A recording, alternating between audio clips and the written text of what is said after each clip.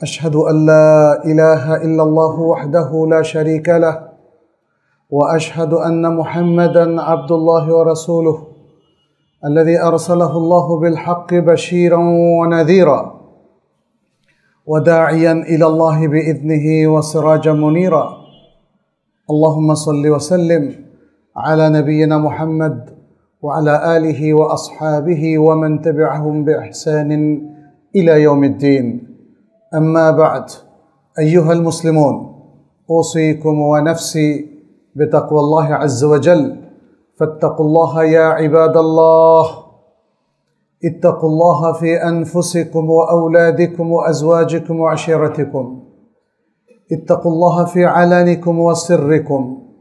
نسأل الله سبحانه أن يجعلنا وإياكم من عباده المتقين ويتقبل منا ومنكم صالح الأعمال، إنه ولي ذلك والقادر عليه.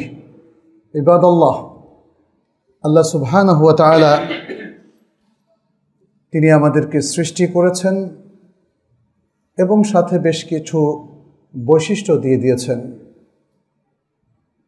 এর মধ্যে একটা বৈশিষ্ট্য হচ্ছে ইখতিলাফ। আমাদের মধ্যে কিছু মতানৈক্য থাকা, খিলাফ কিংবা ইখতিলাফের উদ্ভব হওয়া, এটি তিনি মানব স্বভাবের মধ্যে প্রথিত করে দিয়েছেন। ফলে এটা খুবই কঠিন যে গোটা মানব জাতি একটা উম্মায় পরিণত হবে। আল্লাহ নিজেই কোরআনে বলেছেন তিনি চাইলে মানুষকে একটা উম্মায় পরিণত করতে পারতেন, তার মানে তিনি চাননি। এবং মানুষ এক উম্মাও হতে পারেনি। পৃথিবীর সকল মানুষ বিভিন্ন ধর্ম গোত্রে তারা বিভক্ত। একদম ছোট্ট পরিসরে যদি আসি আমরা, তাহলে দেখব আমরা যারা মুসলিম, যারা প্র্যাকটিসিং, তারা তাদের পারিবারিক বলয়েও কিন্তু ইখতিলাফ করে। বাবা মায়ের মধ্যে তারা স্বামী স্ত্রী হিসেবে তাদের মধ্যে ইখতিলাফ আছে। সন্তান এবং বাবা মায়ের মধ্যেও মতভেদ আছে। একই প্রতিষ্ঠানে আমরা দেখব সবার মধ্যে কিছু না কিছু মতভেদ আছে। একমত হওয়াটা খুবই টাফ। এই জন্যে ইসলাম ইখতিলাফের কিছু নীতিমালা ঠিক করে দিয়েছে, যে নীতিমালাগুলো আমরা পড়িও না, জানিও না। আমাদের মধ্যে ইখতিলাফটা সবসময়ই একটা খারাপ পরিণতির দিকে নিয়ে যায় আমাদেরকে, একটা মারামারি, হানাহানি, এবং যেটা পরবর্তীতে আমাদের দুনিয়া আখিরাতের জন্য খারাপ হয়ে যায়। এই জন্যে ইখতিলাফের যে আদাব এবং কাওয়ায়েদ, নীতিমালাগুলো আছে, এটা প্রত্যেক মুসলিমেরই জানা প্রয়োজন।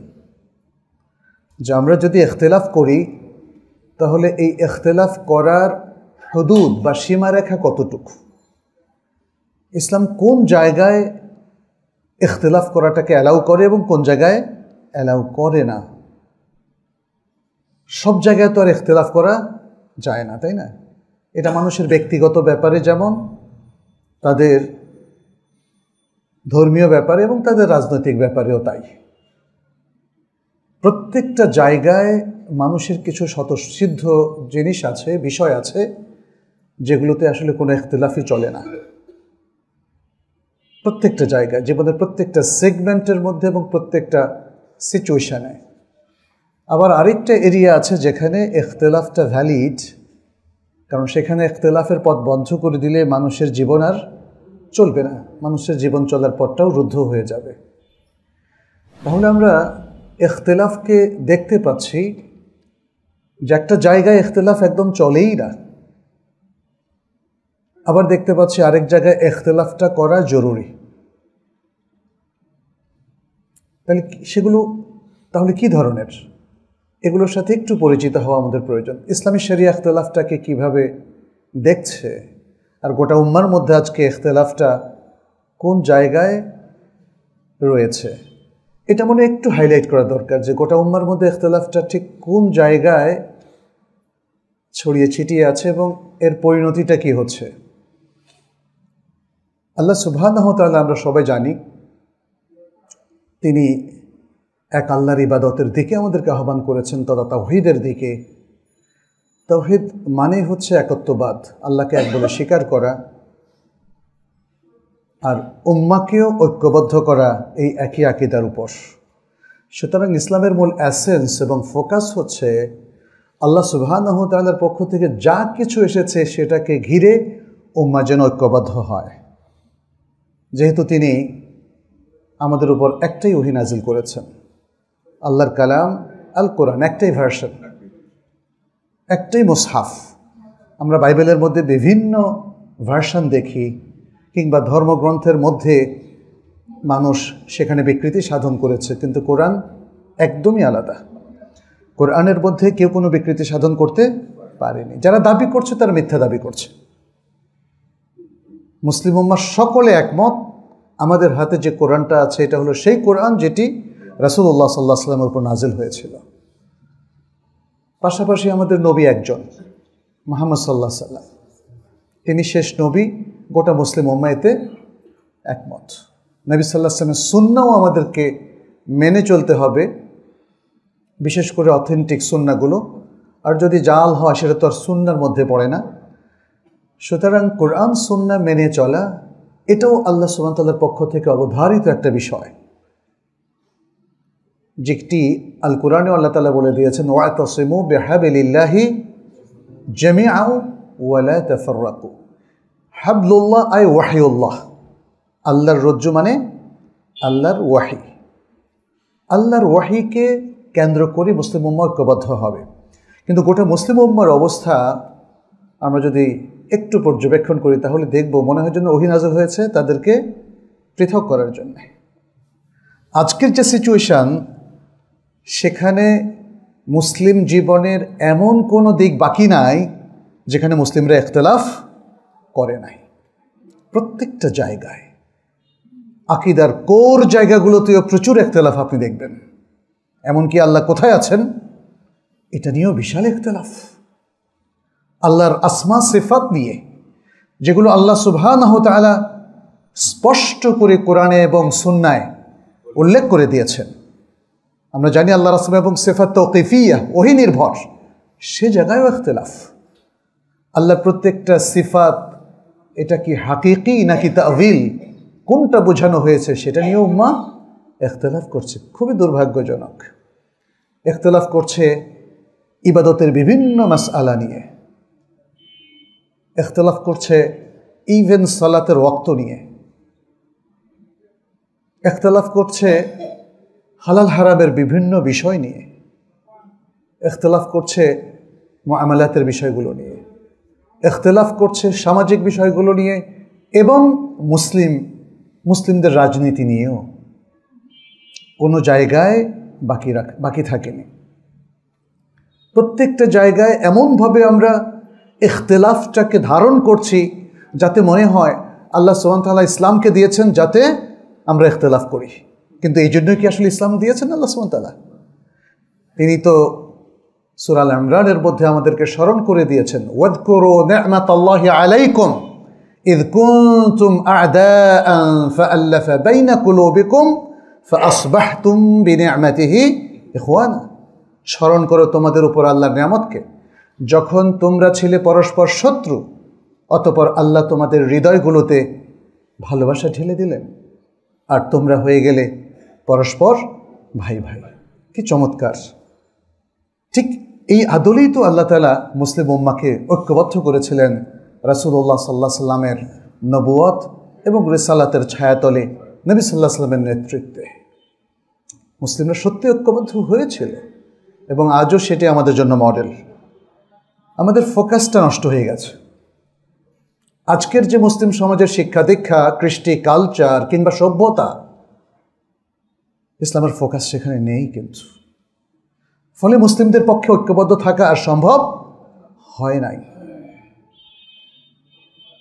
মুসলিমদের ঐক্যবদ্ধ হতে হলে তাদের কোরআন সুন্নাহর ছায়াতলে আসতে হবে, কোরআন সুন্নাহর ইলমটাকে অর্জন করতে হবে। কোরআন সুন্নাহ আর কিছু নয়, শুধু ইলম। কোরআনকে বগল দাবা করে আর হাদিসের ভলিউমগুলো কাঁধে উঠিয়ে কোনো লাভ নেই, কোনো লাভ নেই।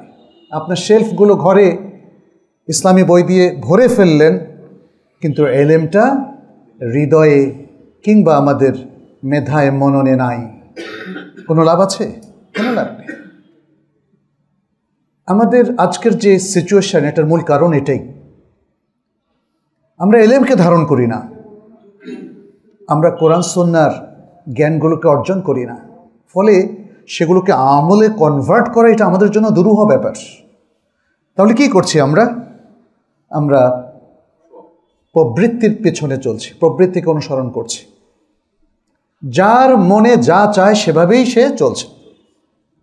এর উপর মরার উপরে খাড়ার গা হচ্ছে পাশ্চাত্য সভ্যতার প্রভাব এবং তাদের কৃষ্টি, কালচার, তাদের বানানো নানা ধরনের মতবাদ আজকে আমাদের গবেষণার বিষয়।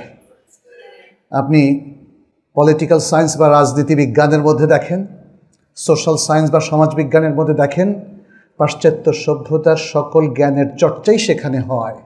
আজকে মুসলিম ইউনিভার্সিটিগুলোতে কিংবা আমাদের গবেষণাগারে, সেখানে ইসলামের অবস্থানটা কোথায়? আজকে আমরা হয়ে গেছি এমন এক জাতি যারা তাদের ঐতিহ্যকে অস্বীকার করছে, এমন একটা সম্প্রদায় যারা তাদের আসলকে ধারণ করছে না। তাদের জ্ঞানের যে ভাণ্ডারটা আছে সেটাকে তারা নিজেদের জীবন থেকে সরিয়ে দিয়েছে, ফেলে দিয়েছে। এইভাবে তো আসলে সেই ফলাফল পাবো না আমরা কোরআন সুন্নাহর মাধ্যমে এবং ইসলামের মাধ্যমে যেই ফলাফলটা পেয়েছিলেন নবী সাল্লাল্লাহু আলাইহি সাল্লাম এবং তার নেতৃত্বে সাহাবায়ে কেরাম। একই ফলাফল পেতে হলে একই স্টাইলে কাজ করতে হবে, একই আদর্শকে ধারণ করতে হবে, একই আকীদাকে নিজেদের মননে মেধায় স্থান দিতে হবে। আমি আমেরিকান আইডিওলজি মাথায় রেখে আমি তো ইসলাম নিয়ে কীভাবে চলবো বলেন? আবার ইসলামিক আইডিওলজি নিয়ে ওয়েস্টার্ন সিস্টেমে আসলে চলা যাবে না, এখানে কন্ট্রাডিকশন আছে। ফলে ইখতিলাফগুলো আমাদের এভাবে তৈরি হয়েছে, অথচ আমরা টের পাইনি, আজও টের পাচ্ছি না। আজও যা কিছু হচ্ছে আমাদের এই বাংলাদেশের কথাই ধরেন, মুসলিমরা কিন্তু সচেতন হচ্ছে না, আর আমরাও তাদেরকে সচেতন করতে ব্যর্থ হচ্ছি। কারণ মানুষ সচেতন হয় শিক্ষার মাধ্যমে, মানুষ সচেতন হয় ইলমি মুহাওয়ালার মাধ্যমে। এলেম এবং একাডেমিক যে ইফোর্টগুলো আছে এগুলোকে যদি সার্বজনীন করে দেওয়া যায়, প্রত্যেক ঘরে ঘরে যদি এলেমের বাতি জ্বালিয়ে দেওয়া যায় এবং প্রত্যেক মানুষকে যদি এলেম দিয়ে আলোকিত করা যায়, জ্ঞানী করা যায়, জ্ঞানে সমৃদ্ধ করা যায়, তাহলেই শুধু আসলে এই সমাজে পরিবর্তন আসতে পারে। এছাড়া স্বভাব তো এখন অলরেডি নষ্টই হয়ে গেছে। মানুষের স্বভাব ভালো হওয়ার জন্য প্রথম দরকার হচ্ছে জ্ঞান, কারণ তার মাথায় জ্ঞানই সবচেয়ে বেশি প্রভাবশালী। সে জ্ঞানের কারণেই মাথায় যে মাইন্ডসেটটা করবে ওইভাবে সে জীবনকে সাজাবে। আমরা এখন একটু আসি যে ইখতিলাফের ব্যাপারে আসলে ইসলাম কি বলছে। ইখতিলাফ নিয়ে আসলে অনেক আলোচনা। আমরা দেখি যে ইখতিলাফের মধ্যে কিছু আছে মামদুহ, নন্দিত, কিছু আছে মাযমুম, নিন্দিত। তাহলে নন্দিত ইখতিলাফটা কি? নন্দিত বলতে আমি বোঝাচ্ছি যেটা রেকমেন্ডেড, যেটা অ্যালাউড ইন ইসলাম। কখনো কখনো সে ইখতিলাফটা হয়তো আমাদের কাছে আকাঙ্ক্ষিত হতে পারে। আর নিন্দিত হচ্ছে যে ইখতিলাফের পরিণতি মুসলিম উম্মাহ খুব খারাপভাবে ভোগ করে, যেটা আমাদেরকে খারাপের দিকে নিয়ে যায়, হানাহানির দিকে নিয়ে যায়, লাগালাগি, মারামারি এবং বিভক্তির দিকে নিয়ে যায়, সর্বোপরি ইসলাম থেকে দূরে সরিয়ে নিয়ে যায়। ইখতিলাফকে আমরা দেখি যে ইসলাম যেভাবে, কোরআন যেভাবে উপস্থাপন করেছে, ইখতিলাফ মানে বিপরীত কোনো কিছু নয়, তবে ভিন্নতা। ইখতিলাফ এর একটা অর্থ হচ্ছে বৈচিত্র্যময়। আরবিতে দুটো শব্দ আছে, একটা হচ্ছে যিদ্দুন আর একটা হলো খিলাফুন। যিদ্দুন হচ্ছে অপোজিট, সবসময় বিপরীত অর্থ। আর ইখতিলাফ কিন্তু বিপরীতটাও ইখতিলাফ, বিপরীত ছাড়াটাও ইখতিলাফ হতে পারে। সুতরাং ইখতিলাফের পরিধি এবং স্কোপটা অনেক বড়। তো এখানে আমরা দেখি যে আল কোরআন বিভিন্ন সূরাতে ইখতিলাফের কথা তুলে ধরেছে। সূরা মারিয়ামের মধ্যে ফাখতালাফাল আহজাবু মিন বাইনিহিম, দলগুলো তাদের নিজেদের মধ্য থেকে ইখতিলাফ করেছে। সূরা হুদের মধ্যে আল্লাহ তাআলা বলছেন ওয়ালা ইয়াজালুনা মুখতালিফিন, তারা এখনও ইখতিলাফ করেই চলেছে।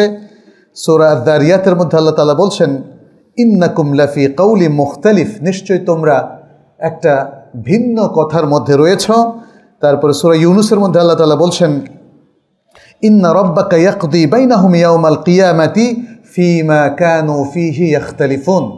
তারা যেই জিনিসটা নিয়ে ইখতিলাফ করছে, ইসলামের কোর কোনো বিষয় নিয়ে অথবা কিয়ামত নিয়ে, হবে কি হবে না, বা আখিরাত আছে কি নেই ইত্যাদি বিভিন্ন বিষয় নিয়ে যে তারা ইখতিলাফ করছে, কিয়ামতের দিন আল্লাহ বা তোমার রব সেই বিষয়ে তাদের মধ্যে সমাধান করে দিবেন, মীমাংসা করে দিবেন। সূরা নাবার শুরুতেও তো আল্লাহ তাআলা বলছেন, তাই না, আনিন নাবাইল আযীম, তারপরে কি, আল্লাযীনা হুম ফীহি মুখতালিফুন। নাবাউল আযীম, নাবাউল আযীম হচ্ছে কিয়ামত। এই বিষয়টা নিয়েও দেখেন মানুষ ইখতিলাফ করছে। আমাদের দুর্ভাগ্য যে দেখেন এই যে ইখতিলাফের একটা টেন্ডেন্সি যে শুরু হলো, এটাকে রোধ করা দরকার ছিল সঠিক জ্ঞানের চর্চার মধ্য দিয়ে, বাট সেটা রোধ করা যায়নি। ফলে ইসলামের প্রায় প্রত্যেকটা বিশুদ্ধ এবং প্রমাণিত বিষয়গুলো নিয়েও আজও ইখতিলাফ চলছে। প্রত্যেকটা বিষয় নিয়ে ইখতিলাফ চলছে। এটা আমাদের জন্য দুর্ভাগ্যজনক। এতে বোঝা যাচ্ছে যে আমরা ইখতিলাফ করতে করতে অধিকাংশ সময় নিন্দিত ইখতিলাফের দিকেই ছুটে চলেছি এবং তার মধ্যেই আমরা পতিত হয়েছি।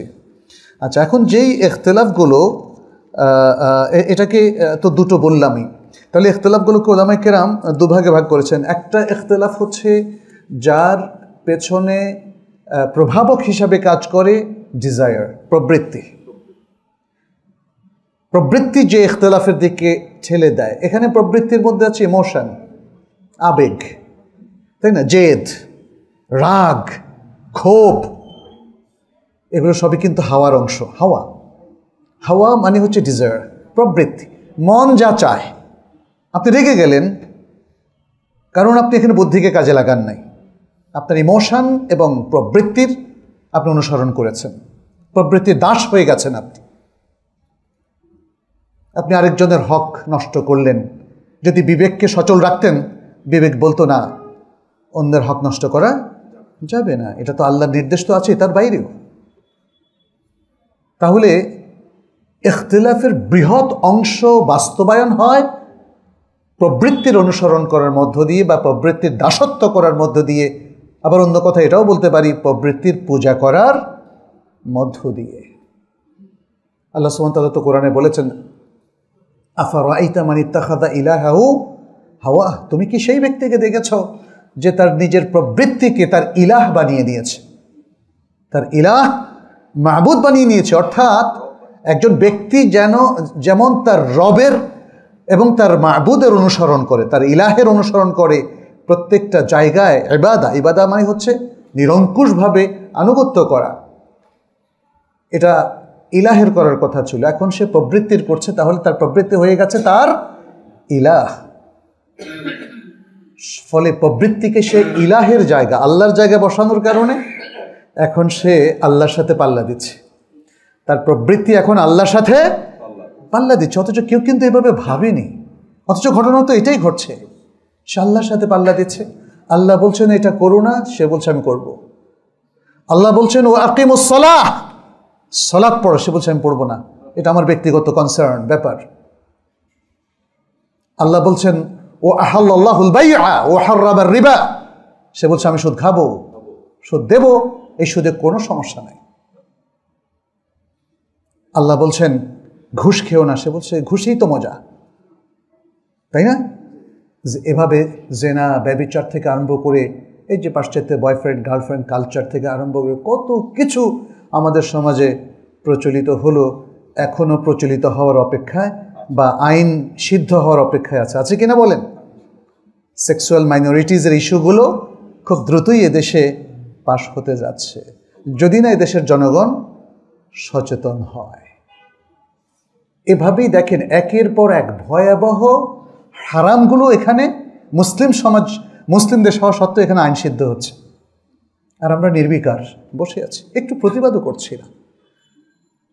তার আগে হয়তো জিনিসটা বুঝে উঠতে পারছি না, কারণ আমরা অচেতন হয়ে গেছি, জ্ঞানের সত্যিকার চর্চা আমাদের নেই।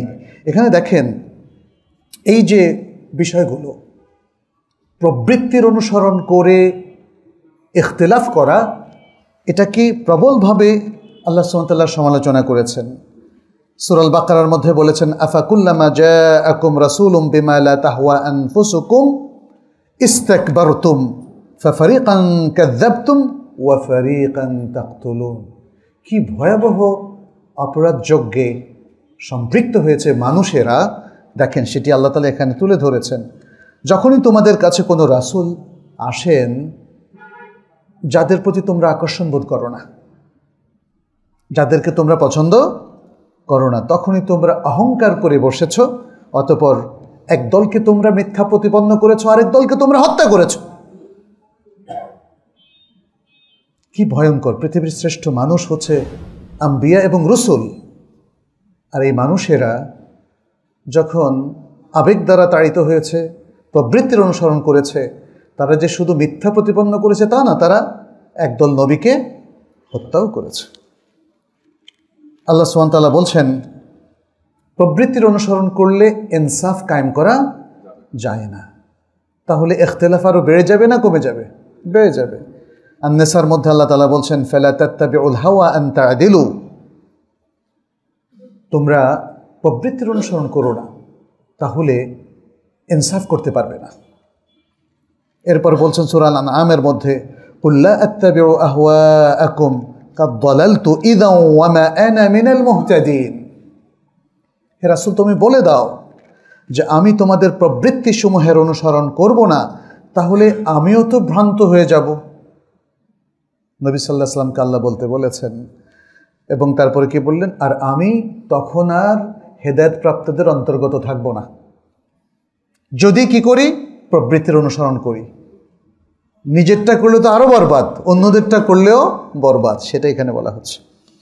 এরপর আল্লাহ সুবহানাহু ওয়া তাআলা সূরা সাদের মধ্যে বলেছেন, ওয়ালা তাত্তাবি'ল হাওয়া ফায়ুদিল্লাকা আন সাবিলিল্লাহ, আর তুমি হাওয়া তথা প্রবৃত্তির অনুসরণ করো না, তাহলে প্রবৃত্তি তোমাকে আল্লাহর পথ থেকে বিভ্রান্ত করে দিবে, বিচ্যুত করে দিবে। সূরা আল মুমিনুনের মধ্যে আল্লাহ তাআলা বলছেন, ওয়ালা ইত্তাবা'আল হাক্কু আহওয়াআহুম লাফাসাদাতিস সামাওয়াতু ওয়াল আরদু ওয়া মান ফিহিন।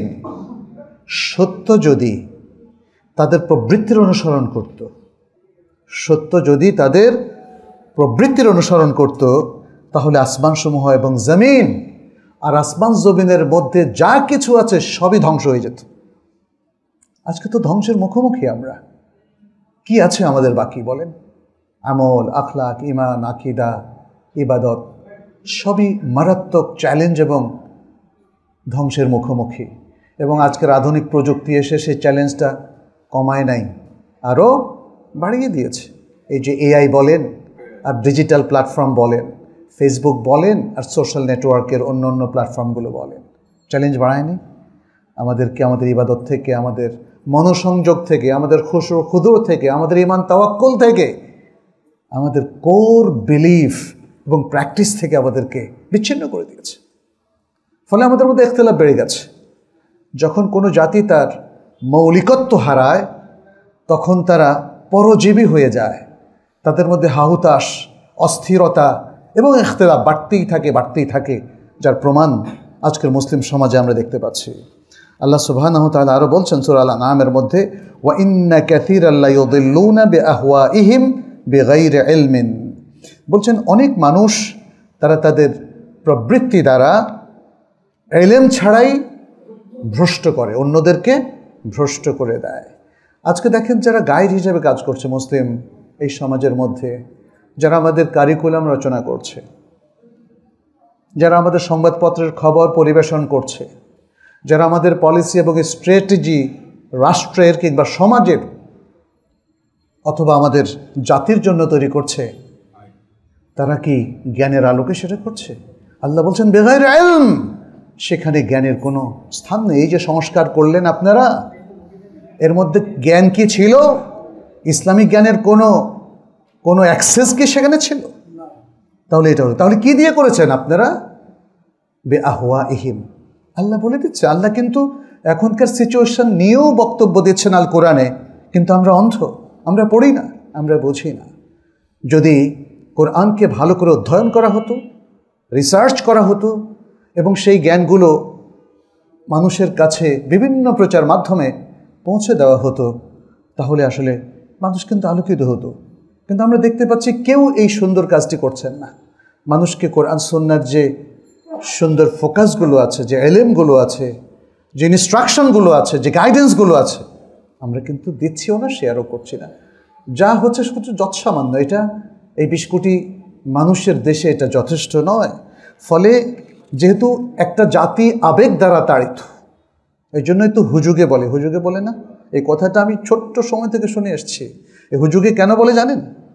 যেই জাতি আবেগ দ্বারা তাড়িত হয় এবং প্রবৃত্তি দ্বারা পরিচালিত হয় তারাই হয় হুজুগে। আর যেই জাতি এলেম দ্বারা পরিচালিত হয়, বিবেক দ্বারা নিয়ন্ত্রিত হয়, বুদ্ধিবৃত্তি দ্বারা, তারা কখনো পথ হারায় না।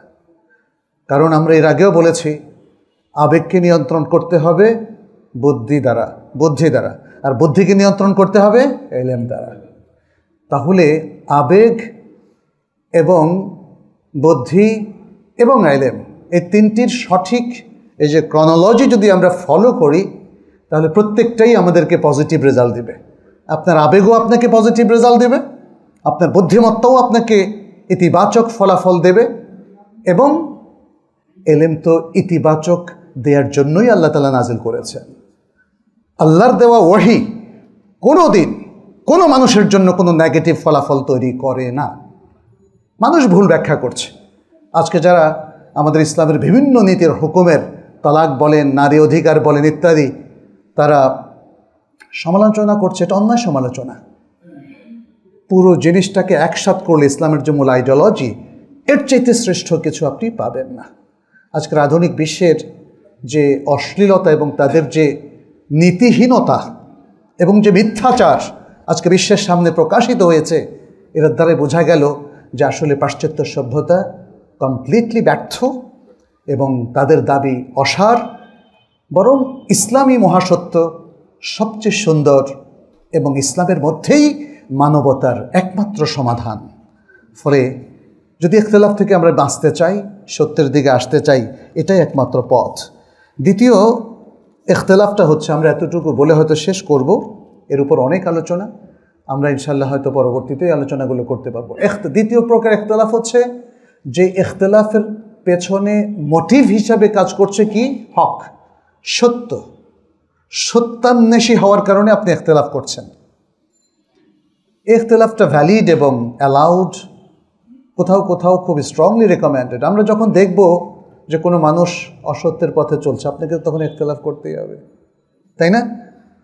ইখতিলাফ সেখানে বরং ফরজ, যেখানে আপনি দেখবেন বাতিল সেখানে তার থাবা বিস্তার করছে, আপনি বাতিলের বিরুদ্ধে দাঁড়াবেন, কারণ আপনি হকের পক্ষে।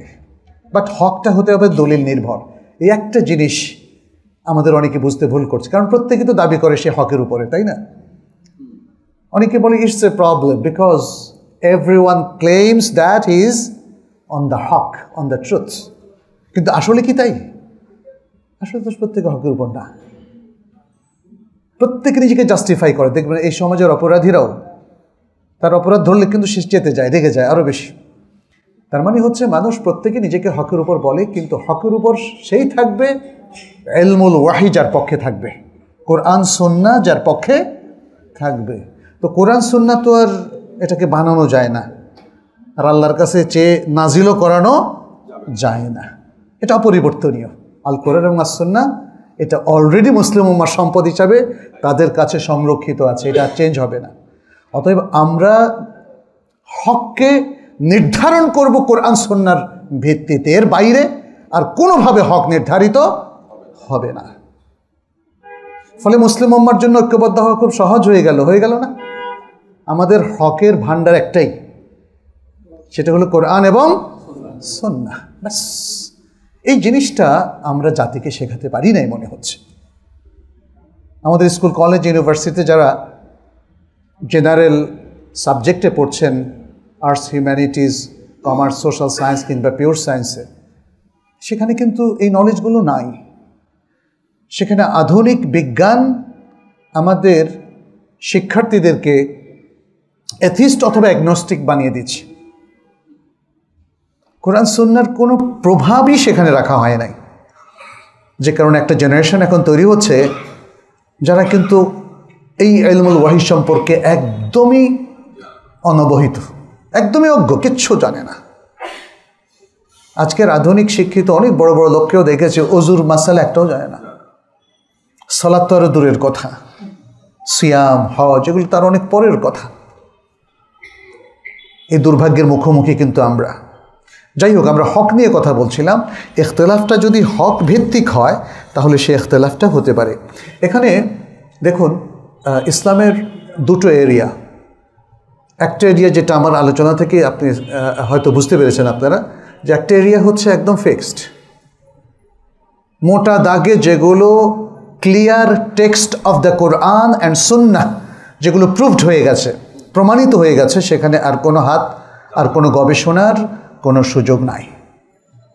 তাওহীদ, কোরআন আল্লাহর কিতাব, নবী সাল্লাল্লাহু আলাইহি ওয়াসাল্লাম শেষ নবী ও রাসূল, তারপরে সালাওয়াতের মধ্যে দেখবেন যে 5 ওয়াক্ত সালাত, এগুলোর রাকাত সংখ্যা, এগুলো সবই নির্ধারিত, হজ নির্ধারিত, রমাদানের সিয়াম ইসলামের রোকন হিসাবে নির্ধারিত, এগুলোর মধ্যে কোনো হাত লাগানো যাবে না। অসংখ্য ইসলামের এই মৌলিক বিধানগুলোই বেশি।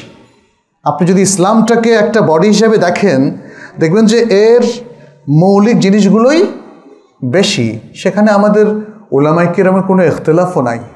ইখতিলাফ আছে আরেকটা এরিয়াতে, যেখানে ইখতিলাফ করার কিছু সুযোগ আছে, শরিয়াই এই সুযোগটা করে দিয়েছে। যেমন আল আলফাজ আল মুজমালা, কিছু মুজমাল অস্পষ্ট শব্দ আছে যেগুলো হাদিসে এসে ব্যাখ্যা করেছে, কিন্তু তারপরেও যেমন আলফাজ মুশতারাকা, একটা শব্দের একাধিক অর্থ, কোন অর্থ আল্লাহ বুঝিয়েছেন। যেমন কুরআন, এই শব্দের অর্থ হচ্ছে হায়েজ অথবা তোহর। তালাকপ্রাপ্তা নারী 3 তোহর নাকি 3 হায়েজ পর্যন্ত ইদ্যত পালন করবে, এখানে ইখতিলাফ হয়েছে, ইখতিলাফের সুযোগটা আছে।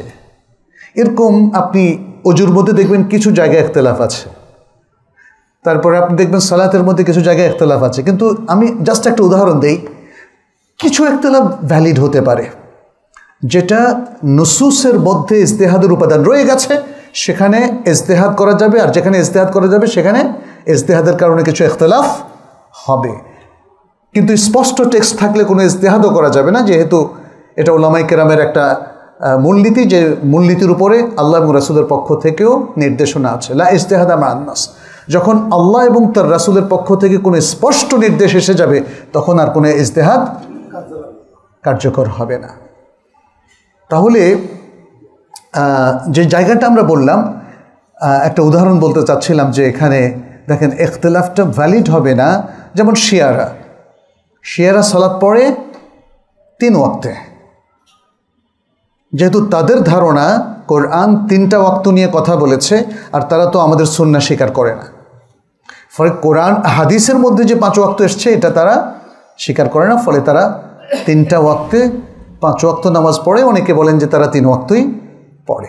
তাহলে এই যে ইখতিলাফটা, এটা কিন্তু ভ্যালিড না। আমরা যেহেতু সুন্নাহকে কোরআনের মতোই গুরুত্ব দিই, কারণ দুটোই তো ওয়াহি, দুটো আল্লাহর পক্ষ থেকে, অতএব সুন্নাহর ব্যাখ্যাটা নিয়ে আমরা কোরআনেও দেখি যে কোরআন একদম স্পষ্ট করে না হলেও প্রচ্ছন্নভাবে 5টা ওয়াক্তের কথা কোরআনে উল্লেখ আছে। অতএব কোরআন সুন্নাহর মধ্যে কোনো ব্যাসকম এখানে নেই। অতএব ইজতিহাদের মধ্যেও দেখবেন যে কিছু কিছু বিভ্রান্ত ফেরকার ইজতিহাদ এখানে গ্রহণযোগ্য নয়। যেমন মুতাজিলাদের ইজতিহাদ, যেমন শিয়াদের ইজতিহাদ, এবং যেমন কাদিয়ানীদের ইজতিহাদ, যেমন আরও বিভিন্ন যে বাতিল ফেরকাগুলো আছে, এগুলোর ইজতিহাদ গ্রহণযোগ্য নয়। আমাদের কাছে ইজতিহাদ গ্রহণযোগ্য হবে যারা আহলে সুন্নাহ ওয়াল জামাতের কোর ওলামায়ে কেরাম, তাদের ইজতিহাদ। আর তারপরেও আমরা দেখব একজন ব্যক্তি যদি তার প্রবৃত্তি দ্বারা তাড়িত হয়ে ইখতিলাফ করেন, সেটা গ্রহণযোগ্য হবে না। তিনি যদি একজন আলেম হন তবুও না। কেন, বুঝতে পেরেছেন? কারণ ইজতিহাদের পেছনে মূল মোটিভ থাকতে হবে কি? ইত্তিবাউল হক, হকের অনুসরণ। হকের অনুসরণের একটা ম্যাথোডোলজি আছে, একটা পদ্ধতি আছে। আপনি একটা জাল হাদিস নিয়ে এসে দলিল দিলেন, এটা কি হকের ইত্তিবা হবে? আপনাকে অবশ্যই কোরআন সুন্নাহর বিশুদ্ধ দলিল বিশুদ্ধভাবে প্রয়োগ করেই আপনাকে পেশ করতে হবে, তখনই সেটা হকের ইত্তিবা হবে, এবং তখন তার ভিত্তিতে যে ইখতিলাফটা আসবে সেটা গ্রহণযোগ্য হবে। ইখতিলাফের বেশ কিছু আদব আছে। ইখতিলাফের ব্যাপারে আমাদের ওলামায়ে কেরাম, বিশেষ করে মুহাক্কিক ওলামায়ে কেরাম যেই ইখতিলাফগুলো করেছেন সেগুলোকে আমরা কিভাবে নেব এবং ইখতিলাফের আদবগুলো কী কী, একজন মুসলিম যখন ইখতিলাফ করবেন তাকে কোন কোন দিকগুলো, কোন কোন এটিকেটস এবং এথিক্স মেনটেন করতে হবে, তা না হলে তার ইখতিলাফটা ভ্যালিড হবে না, আমরা সেটা নিয়ে পরবর্তী খুতবা আলোচনা করব ইনশাআল্লাহ। আল্লাহ যেন আমাদেরকে বোঝার তৌফিক দান করেন, আল্লাহ যেন অনাকাঙ্ক্ষিত ইখতিলাফ থেকে আমাদেরকে উদ্ধার করেন, আমাদের ইখতিলাফও যেন আমাদের ঐক্যের দিকে ঠেলে দেয়, আমরা যেন কোরআন সুন্নাহ ভিত্তিক এবং হকের ইত্তেবা'র ভিত্তিতে ঐক্যবদ্ধ মুসলিম উম্মায় পরিণত হতে পারি। আল্লাহর কাছে সেই দোয়া কামনা করছি। আকুলু কাউলি হাদা ওয়া আস্তাগফিরুল্লাহ লি ওয়া লাকুম ওয়া লিসাইরিল মুসলিমিন ফাস্তাগফিরুহু ইন্নাহু হুয়াল গফুরুর রহিম। আলহামদুলিল্লাহি রাব্বিল আলামিন والصلاة والسلام على نبينا محمد وعلى آله وأصحابه الطيبين الطاهرين ومن تبعهم بإحسان إلى يوم الدين.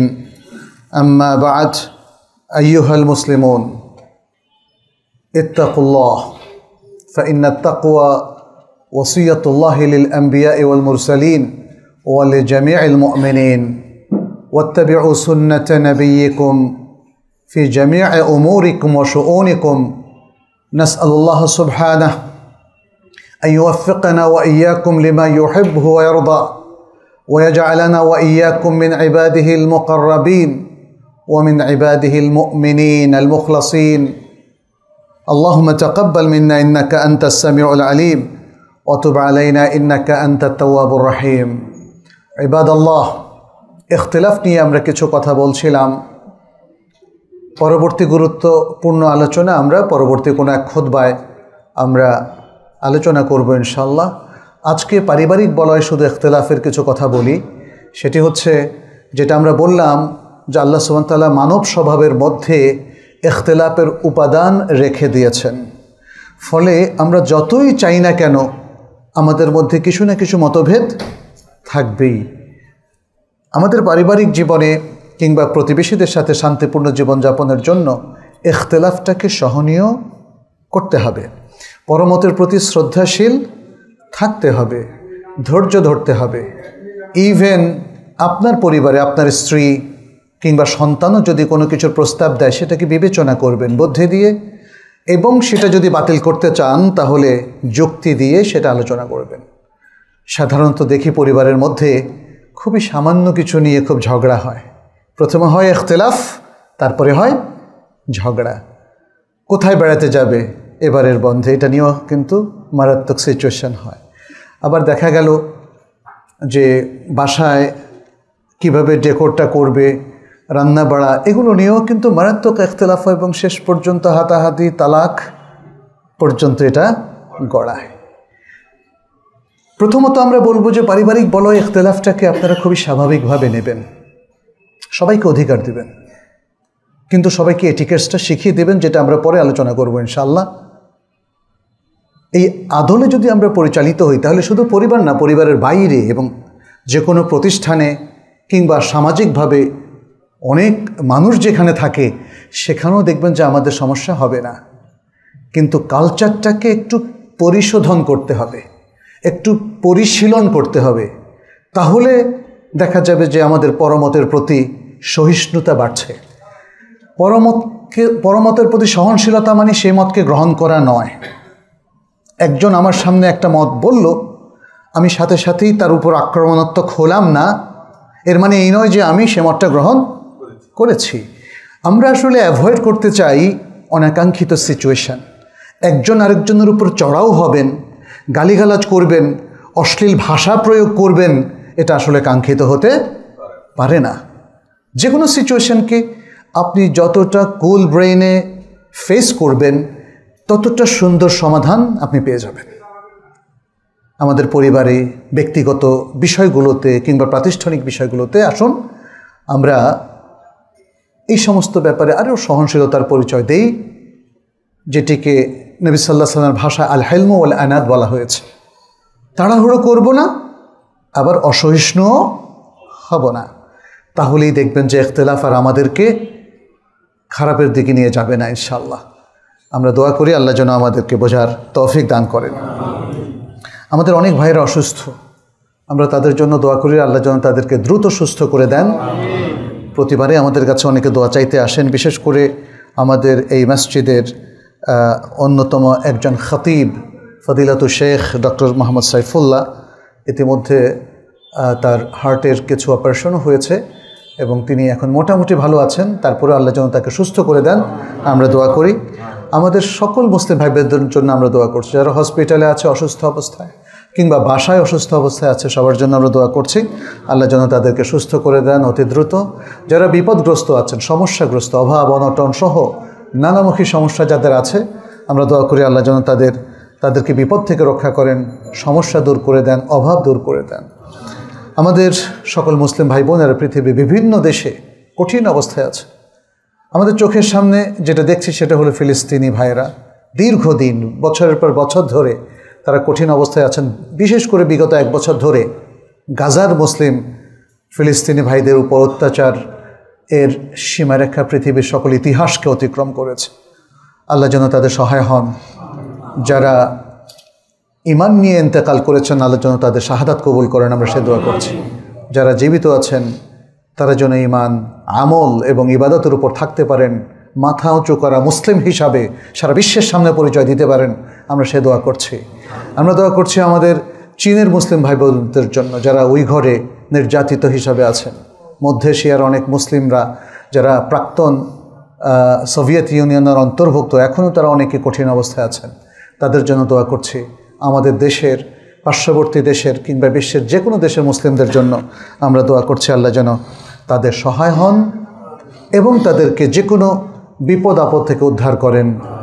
দোয়া করছি আমাদের মৃত ভাই বোনদের জন্য, মুসলিমদের জন্য, যারা আল্লাহ সান্নিধ্যে চলে গেছেন, আল্লাহ যেন তাদের কবর আযাব মাফ করে দেন, জাহান্নামের আগুন থেকে তাদেরকে রক্ষা করেন, জান্নাতুল ফেরদাউস তাদেরকে নসিব করেন। হাদা ওয়া সাল্লু ওয়া সাল্লিমু আলা নবিয়িনা মুহাম্মদ ফাকাদ ক্বালা আল্লাহু সুবহানাহু ইন্নাল্লাহা ওয়া মালাইকাতাহু ইউসাল্লুনা আলান নবী ইয়া আইয়ুহাল্লাযীনা আমানু সাল্লু আলাইহি ওয়া সাল্লিমু তাসলিমা ওয়া ক্বালা আন-নাবিয়্যু সাল্লাল্লাহু আলাইহি ওয়া সাল্লাম মান সাল্লা আলাইয়া মাররাতান সাল্লাল্লাহু আলাইহি বিহা আশারা আল্লাহুম্মা সাল্লি ওয়া সাল্লিম ওয়া বারিক ওয়া আন'আম على نبينا محمد